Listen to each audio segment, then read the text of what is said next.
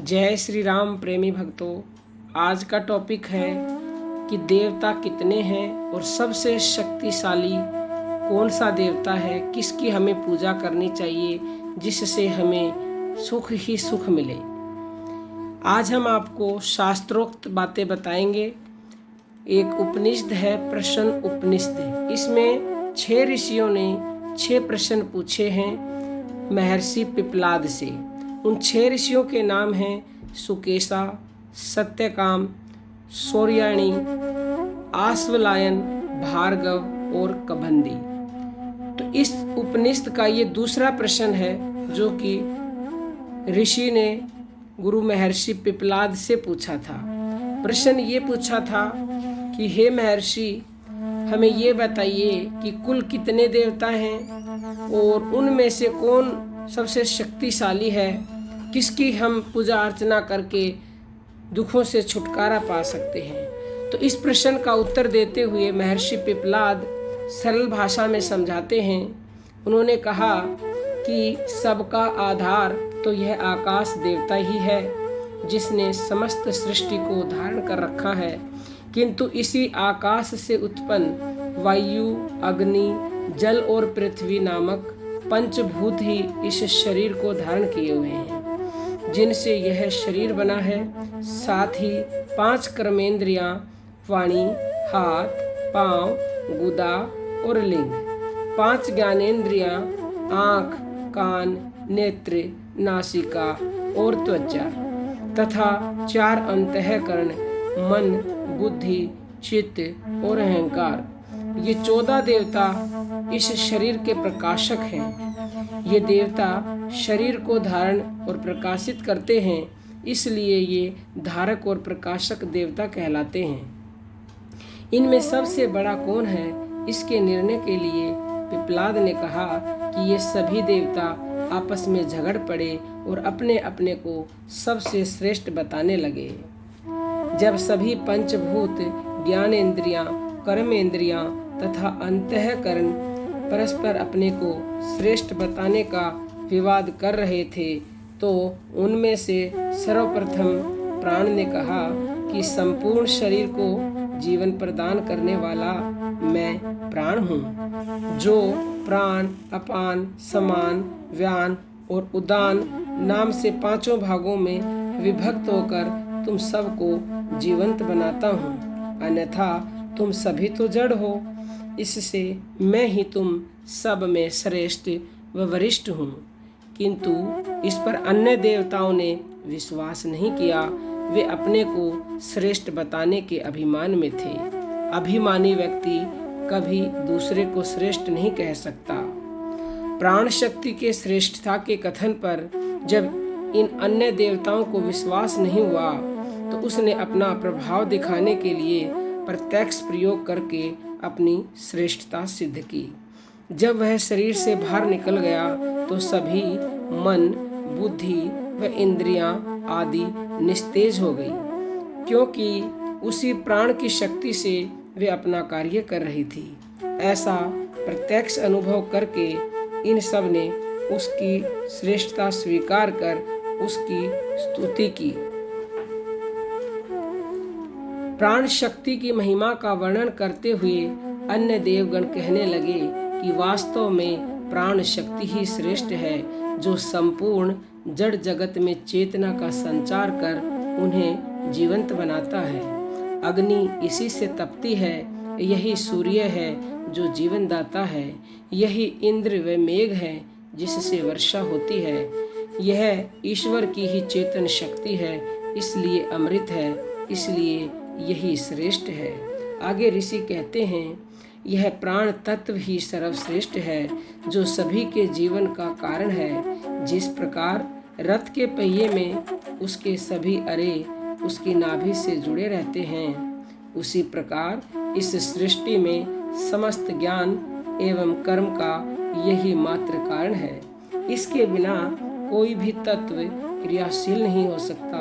यही ईश्वर की चेतन शक्ति है, जिसकी सहायता से वह ईश्वर सृष्टि रचना का कार्य संपन्न करता है। इसलिए ईश्वर के बाद यही सबसे श्रेष्ठ व शक्तिशाली है।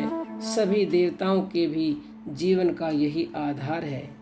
और खोलकर बताते हुए आगे ऋषि कहते हैं कि प्राण शक्ति के महत्व को स्वीकार करते हुए सभी अन्य देवताओं ने उसकी स्तुति करते हुए कहा कि तू ही ईश्वर की चेतन शक्ति होने से तू ही वास्तविक प्रजापति है। सभी प्राणियों का तू ही ईश्वर है।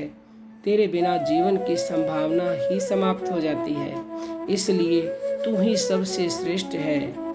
प्राण शक्ति की आगे प्रशंसा करते हुए ये देवगण कहने लगे कि तू ही देवताओं की अग्नि है जिसकी वे उपासना करते हैं, पितरों के लिए पहली सौधा है तथा ऋषियों ने जिस सत्य का आचरण किया है वह तू ही है। तेरी श्रेष्ठता सर्वविदित है।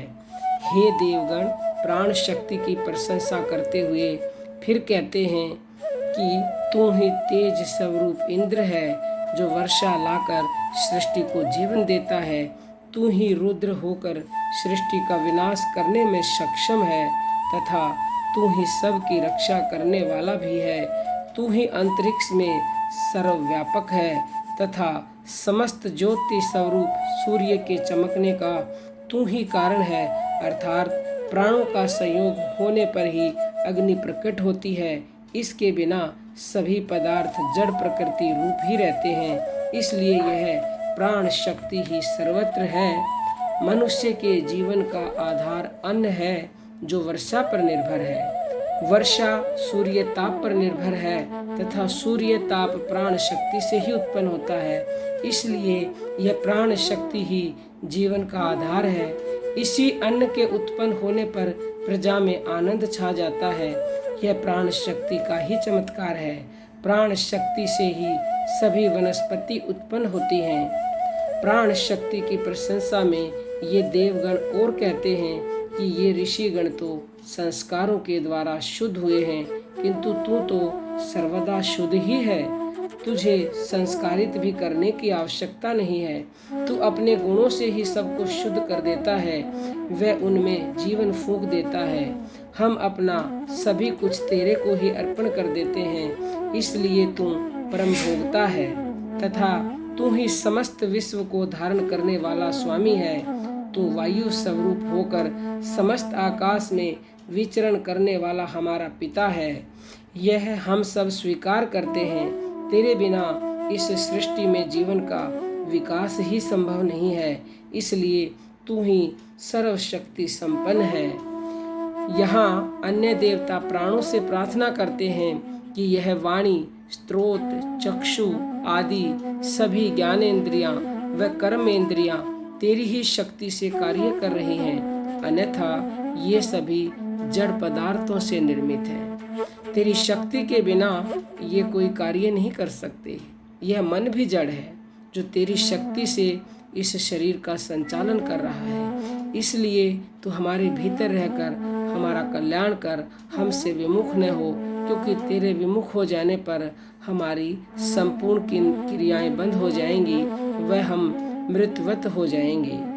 शरीर के ये सभी अंग इस प्राण शक्ति से अंतिम रूप से प्रार्थना करते हैं कि यह समस्त जगत व स्वर्ग लोक भी तेरे अधीन है, इसलिए तू ही सर्वेश्वरा है।